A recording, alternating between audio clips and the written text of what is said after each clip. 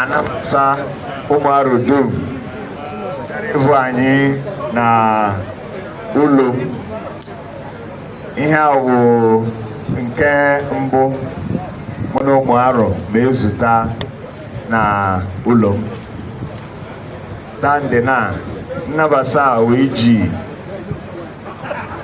ikwuru ụmụ Aro na ụlọekwa ebe eze obi ị na-aga n'ụzọ gaa mara ebe ụlọ anyị dị.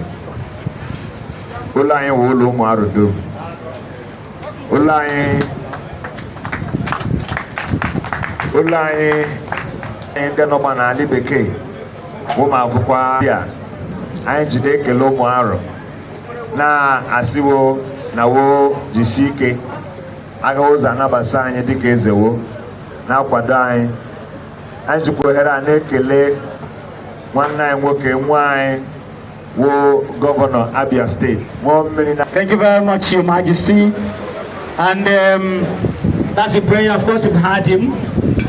He speaks Igbo better, Aro better than some of the words.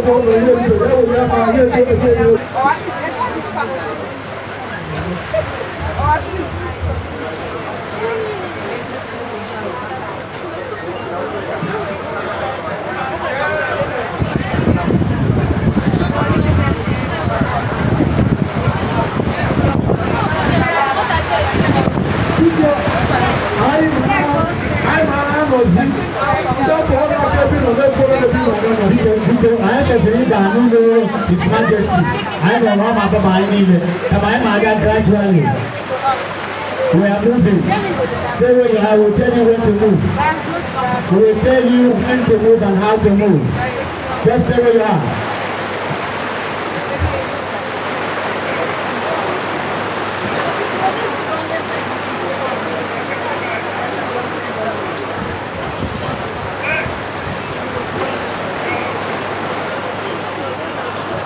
Somebody want me to please.